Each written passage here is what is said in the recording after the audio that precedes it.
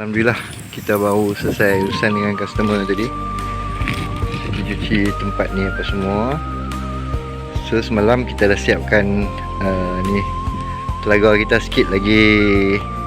Ingat lagi 2 layer lagi lah kan, 2 getir batu lagi naik ke atas.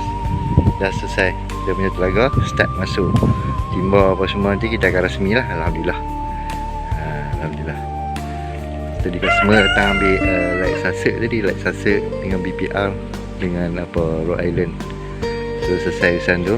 Kita tak banyak rekod kalau apa gamak-gamak yang customer duk mai kat farm beli apa semua, tak ada nak rekod.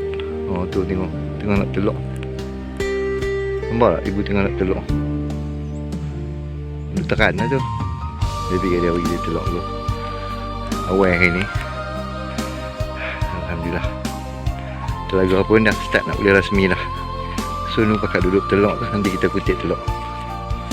Okay, kita kutip telok. Tu, duduk dalam sarang tengah nak telok. Ni nanti kita nak cuci-cuci ni je lah. Cuci ni apa semua dah settle. Kita rasmi lah. Ni lampu solar nak masuk satu gas tu. InsyaAllah. Ni skeping lagi ni, apa skeping lagi tak nak masuk. Nanti kita belah buat lurus tu. Tu kita tutup set sebab takut ayam apa semua kan. Nanti dah siap rasmi nanti baru kita start buat tudung dia. Tinggal yang ni lah sambil-sambil nak dapatkan tiang.